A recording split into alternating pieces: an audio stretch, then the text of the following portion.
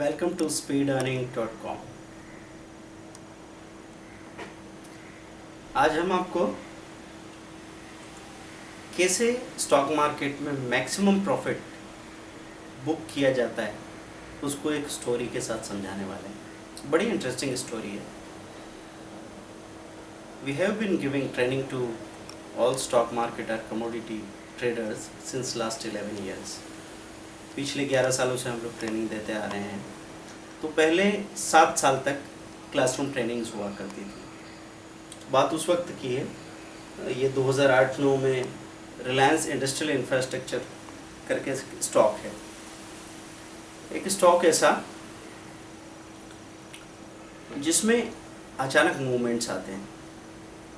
तो हमने अपने ट्रेडर्स को क्लासेस में ये बात समझाई कि जो आपके mid cap small cap stocks होते हैं इनमें सबसे ज़्यादा रिटर्न मिल सकता है, लेकिन इनको रखना और रख के प्रॉफिट का इंतज़ार करना ये काफ़ी मुश्किल हो जाता है, क्योंकि बहुत समय तक ये रेंज बाउंड रहते हैं, फिर अचानक चलने लग जाते हैं। हमारे एक स्टूडेंट थे, उन्होंने RIIL ख़रीदा। बहुत समय से RIIL ने पहले एक 1300 रुपये का हाई बनाया था, फिर गिर के वो 400-300 रुपये की रेंज में घूम रहा था। जैसे उसने 550-600 रुपया क्रॉस किया, हमारे एक ट्रेनी ने उसको ख़रीदा 600 रुपये के 10 शेयर खरीदे होंगे मुश्किल से। और अब उसको ख़रीद के बैठे थे कि अभी ब्रेकआउट हुआ है। टेक्निकली हमने समझाया कि जब ब्रेकआउट करे तो ख़रीद के रखना चाहिए। एक छोटा सा रिस्क मैं ले लेता हूँ और मेंटल स्टॉप लॉस बना लिया कि यहाँ से 100 रुपये नीचे आ जाएगा, मैं निकल जाऊँगा। वेट करके बैठे हुए थे कि अचानक उसमें सर्किट लगना शुरू हो गए।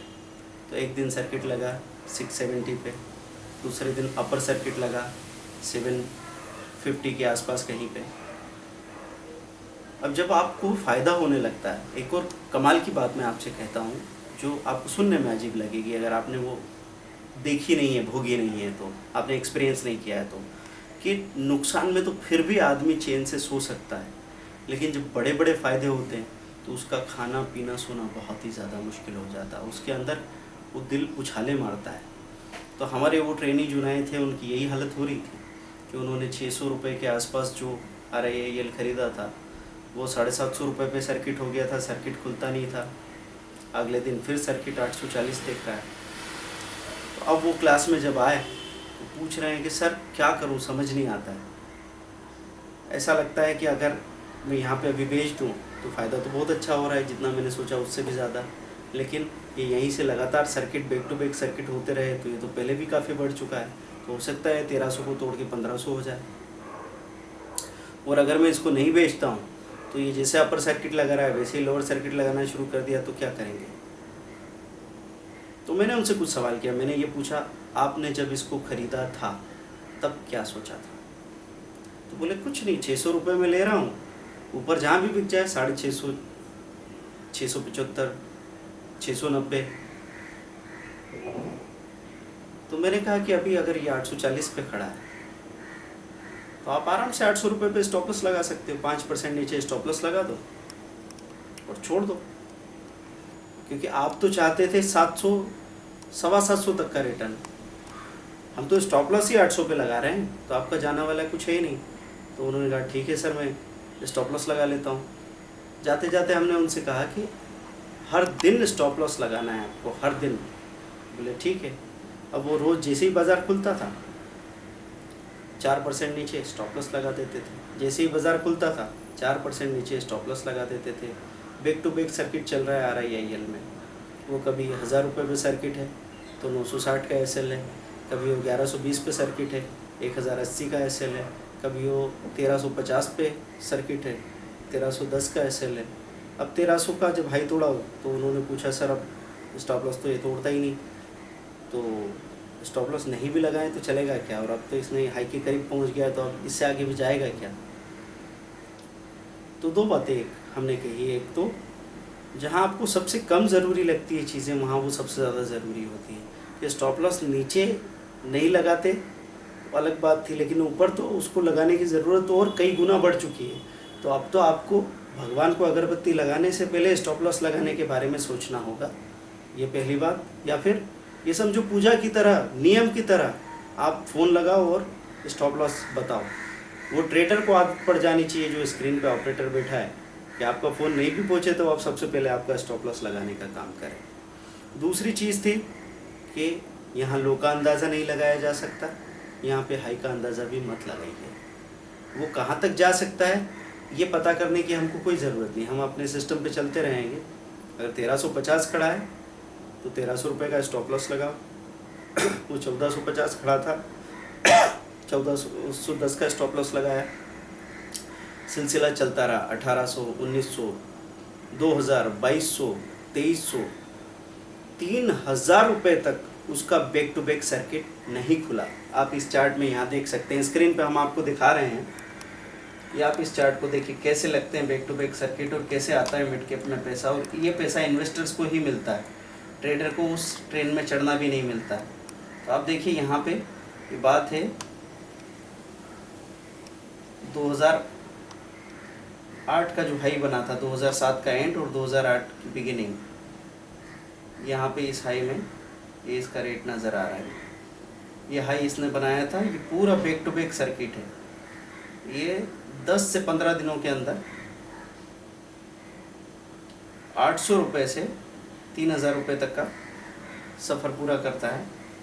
और 3100 रुपये पे उनको बताया गया था कि आपको स्टॉप लॉस लगाना ही है, उन्होंने स्टॉप लॉस लगा रखा था। एक दिन अचानक सर्किट खुला, अपर सर्किट और लोअर सर्किट हो गया। तो आप ये लोअर सर्किट वाली लकीरें यहाँ पे देख रहे हैं, सीधा वो चीज़ 3000 से गिरी तो 1700-1800 पे आके सांस ली। फिर वहाँ से एक बार और उछाल मारा, वापस 2500, 2600, 2400 तक रेट गया।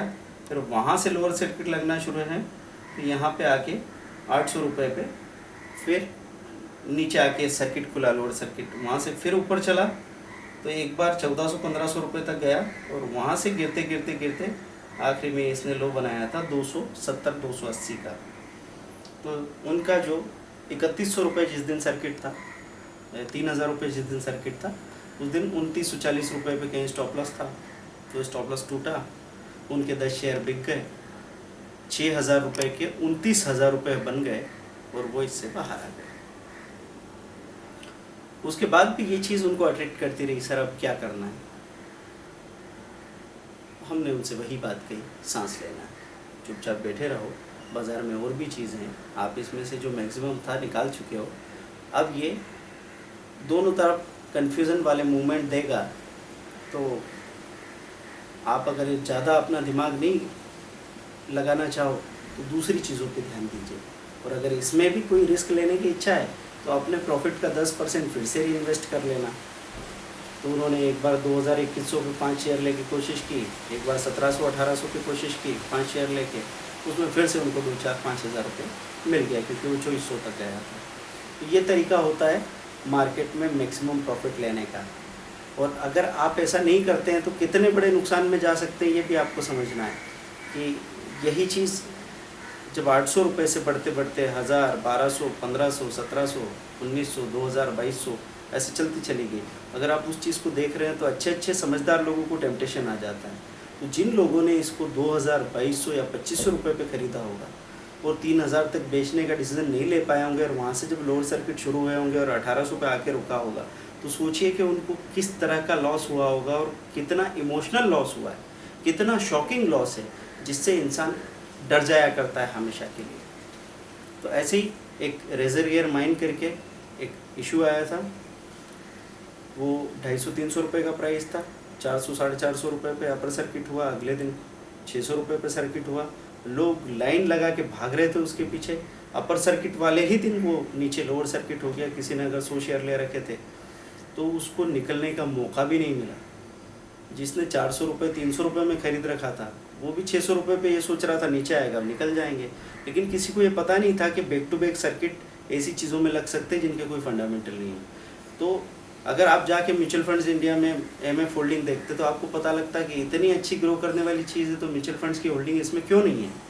अगर नहीं है तो मैं इसमें कॉशियस हो जाऊँ, थोड़ी सावधानी रख लूँ, स्टॉप लॉस लगा दूँ, वॉल्यूम कम कर लूँ। ऐसा नहीं किया गया, बैक टू बैक सर्किट लगते चले गए। 600, 500, 400, 300, 200, 150, 100, 80, 60, 40 करते करते रिजर्वियर माइंस का आज रेट 1 से 1.5 रुपये के बीच में, और 1 रुपये 80 पैसे अभी तब प्राइस है जब अपर सर्किट लगा है। तो आपकी ज़रा सी लापरवाही से आप मार्केट से हमेशा के लिए बाहर जा सकते हैं, और ज़रा सी सावधानी से आप इस मार्केट में बड़ा से बड़ा फ़ायदा कमा सकते हैं। तो अच्छी आदतों को और स्टॉप लॉस को हमेशा के लिए अपनाइए, मार्केट में बगैर किसी चिंता के काम करते रहिए। Okay, thank you, bye.